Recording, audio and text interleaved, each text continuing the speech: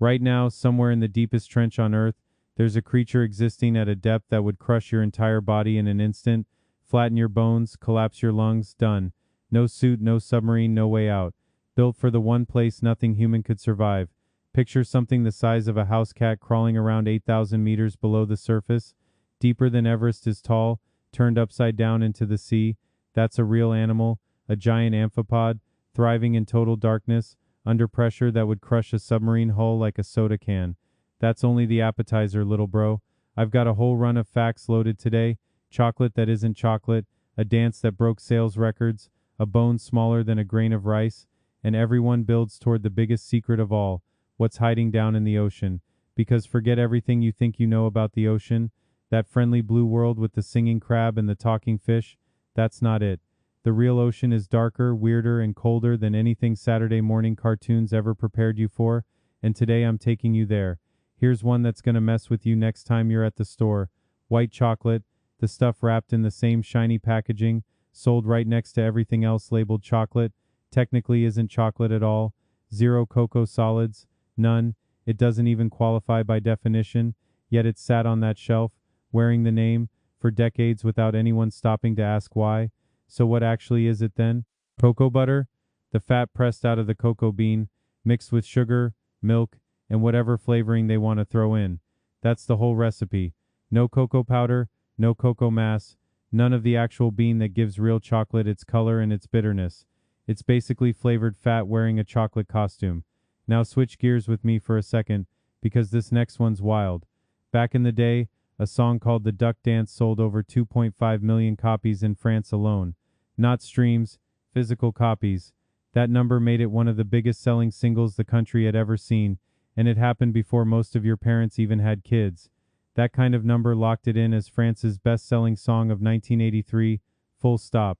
No competition that year came close. And it didn't stay a French thing either. It got translated into language after language, spreading across Europe and beyond, picking up new lyrics and new names everywhere it landed, like some unstoppable dance floor virus nobody wanted a vaccine for. Here's the funny part. Cross the Atlantic into the United States, and people have zero idea it's a French export. Over there, they know the exact same routine, same steps, same beats, as the chicken dance, same song wearing a different bird's name, playing at every wedding reception in America without a single guest knowing where it actually came from. Alright, completely different lane now. You know Dalmatians, right? The dogs covered head to tail in black spots. Here's the twist.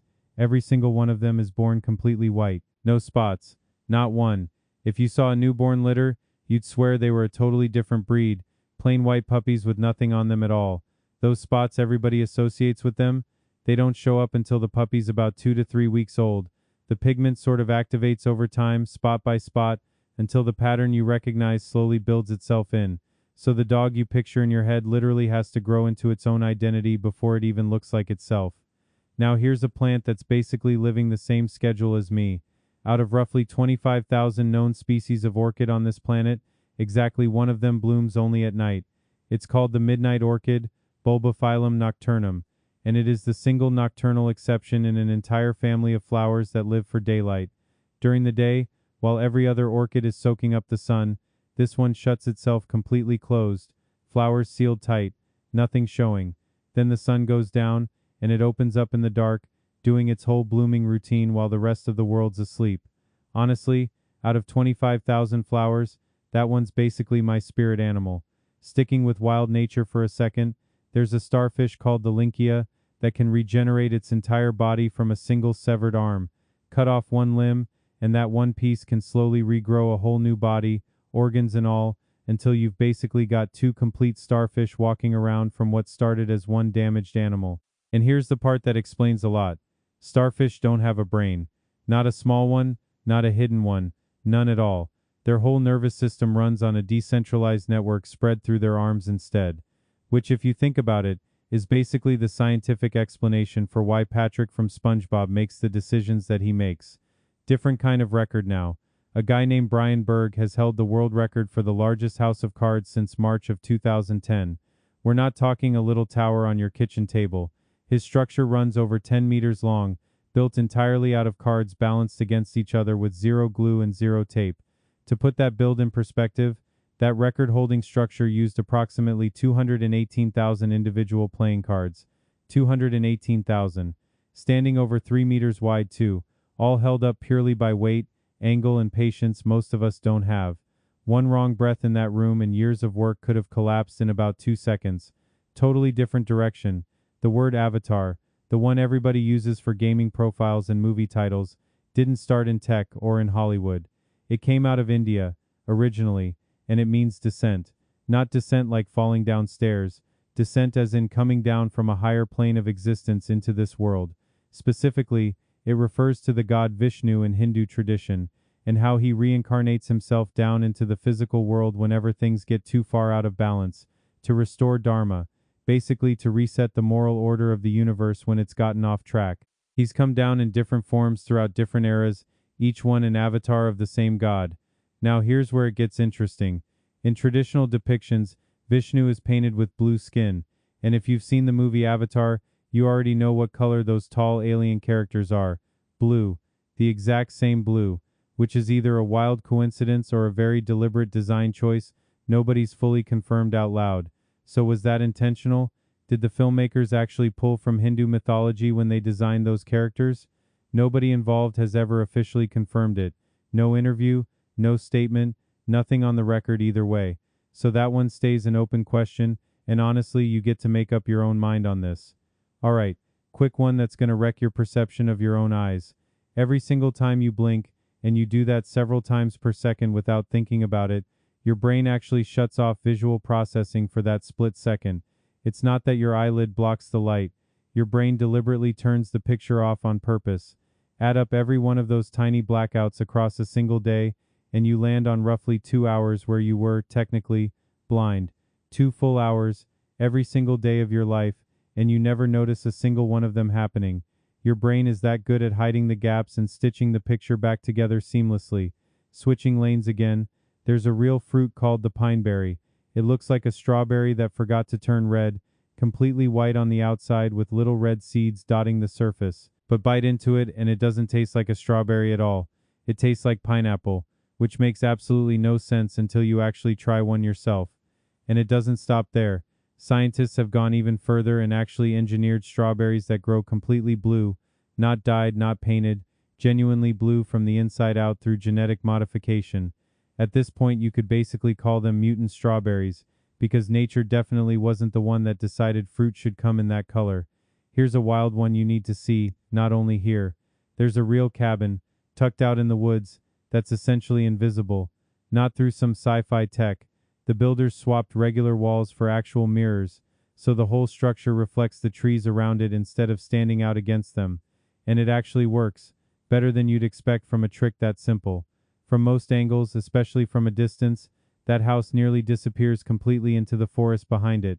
In photos, you genuinely have to look twice to even find the outline of a building in there at all. It practically vanishes. Real quick, if you're the type who likes being the one in the group chat who actually knows random stuff like this, the one who drops a fact and everyone goes, "Wait, really? I do this pretty much every day." So stick around, because we're only about halfway through, and it gets weirder from here. Ever wonder where the phrase "hit the jackpot," or in French, "décrocher le pactole," actually comes from? It's not modern slang at all. It traces back to an old Greek legend, thousands of years old, about a river that ran with something way more valuable than water flowing through it.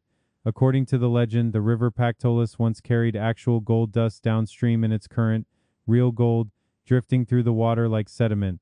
That river still exists today, under different control, sitting in modern Turkish territory now, long after the legend around it turned into an everyday expression about striking it rich. Here's one most people never think about. The smallest bone in your entire body isn't in your finger or your foot. It's hiding inside your ear, barely visible, way smaller than anything else in your skeleton, tucked deep in a part of your body you'll never actually see with your own eyes. It's called the stapes, and it's barely bigger than a single grain of rice. That tiny bone sits deep in your middle ear, and its whole job is passing sound vibrations along so your brain can turn them into music, voices, everything you hear. Something that small, doing that much work, every second of every day. Now let's get heavier for a second, because this one's not a fun fact, it's a real one. Somewhere on this planet, right now, a species of animal or plant is going extinct approximately every 20 minutes. Not every 20 years, every 20 minutes. While you've been watching this video, a handful of them have already disappeared for good. Stack that up across an entire year, and you land on over 26,280 species vanishing completely every single year, without exception. 26,280. That number repeats every year, quietly, mostly unnoticed, while the world keeps moving like nothing's changing at all underneath it. And if that pace holds steady, scientists estimate close to a quarter of every animal and plant species alive today could disappear entirely by the middle of this century, mostly because of us, our cities, our pollution, our footprint spreading everywhere. Honestly, sometimes I look at numbers like that and think there are too many of us doing too much damage too fast. Alright, everything I've told you so far, the chocolate, the dance, the disappearing species, all of it was leading here, to the actual centerpiece of today's episode, what's really happening in our oceans. Because since I was a kid, the deep sea has fascinated me and genuinely scared me in equal amounts, and once you hear this, you'll understand exactly why. Here's my honest guess about you, watching right now. In your head, the ocean is this beautiful, all-blue, sunlit world where friendly creatures swim around having a great time, and I get why. That picture didn't come from science. It came straight from the cartoons and movies we all grew up watching as little kids. That version's got singing fish, colorful coral cities, talking crabs cracking jokes, everything drenched in warm sunlight streaming down through clear blue water. It's a nice picture, it's comforting. It's also almost nothing like what's actually sitting at the bottom of our oceans, waiting in the dark, far past where any of that sunlight ever reaches. The real version down there is dark, cold, crushing, and honestly stranger than most horror movies. And here's the part that gets me every time. We've explored more of the surface of the moon than we have of our own ocean floor. Most of what's actually down there we haven't even seen yet, let alone understood. Remember that giant amphipod I mentioned right at the start of this video? The one thriving over 8,000 meters down? That's not some rare exception scientists stumbled on by accident. That's a small preview of the kind of life that's built to survive down where sunlight has never once touched the water. Here's the wall we actually hit though. Past a certain depth, water pressure alone stops human exploration cold. It's not a technology problem we haven't solved yet. It's physics. The deeper you go, the harder that water pushes in on every surface, every seam, every weak point in anything we've built to survive down there. And look, you don't need a submarine to feel a hint of this. Go to a swimming pool and dive down only 2 meters, barely past your own height, and you'll already feel pressure pushing against your eardrums. Now stretch your imagination out to 10,000 meters down, and picture what that same pressure would actually do to a human body. So let's sit with that for a second. Scientists found a giant amphipod thriving at over 8,000 meters down, in total darkness, under crushing pressure. But here's the part that actually breaks my brain. Push another 2,000 meters deeper, to 10,000 meters, and the pressure gets so extreme it would flatten a human body almost instantly. Not hurt you, crush you, completely. And that's what gets me the most. The deeper you go, the ocean just keeps opening into more darkness, more pressure, more unknown. Scientists actually estimate we've explored less than 5% of our own ocean floor. That means over 95% of it, mapped only roughly at best, sits down there completely unseen. That's not some rare gap in the data. That's the vast majority of our own planet, still sitting there, unexplored. Alright, switching gears for a second, because this one made me laugh. There's an actual word, clinomania, for someone who has genuine trouble getting out of bed in the morning, not just being tired, an actual documented struggle to physically leave the sheets. I heard that and immediately thought about every single morning of my life. Turns out there's a name for my whole personality. But real talk, I don't actually think that's some rare medical thing. I think it's just poor sleep. If you slept badly, or something woke you up in the middle of the night, of course getting up feels impossible. Your body isn't broken, it's exhausted.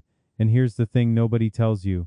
If your body actually has the energy it needs, it will wake you up on its own. No alarm required. Okay, pattern interrupt. Because we're about to go from the warmest, sleepiest topic to the coldest place on the entire planet. On August 10th, 2010, a NASA satellite recorded a temperature in Antarctica that shattered every record we had. Not from a thermometer stuck in the ground. From space, scanning the ice.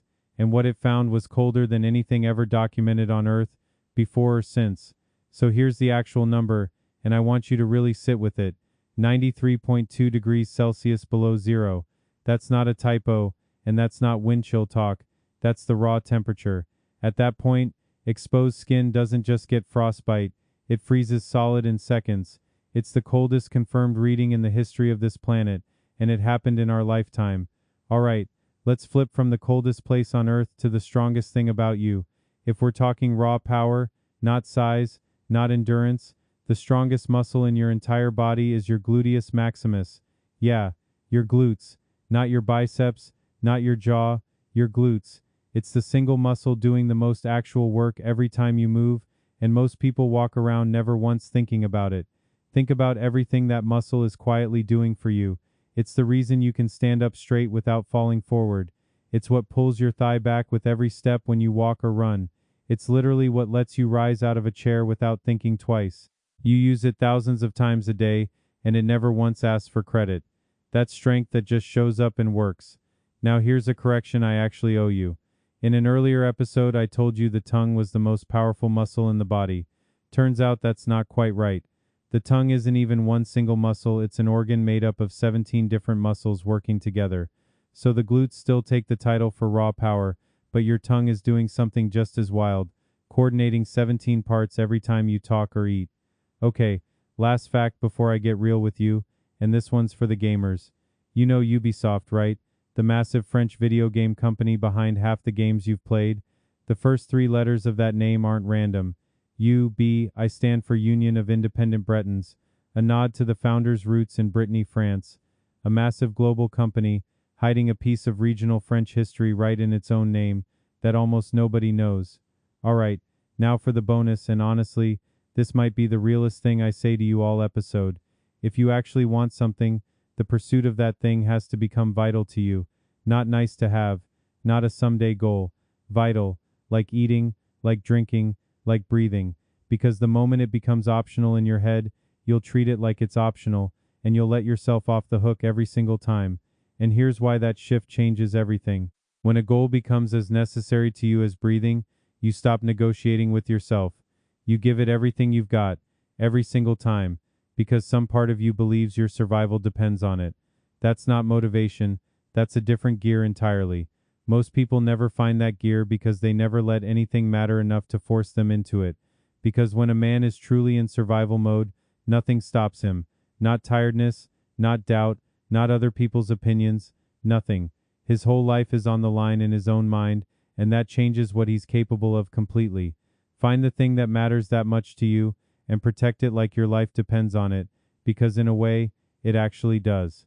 Alright boys, that's issue 48. I'll catch you in the next one.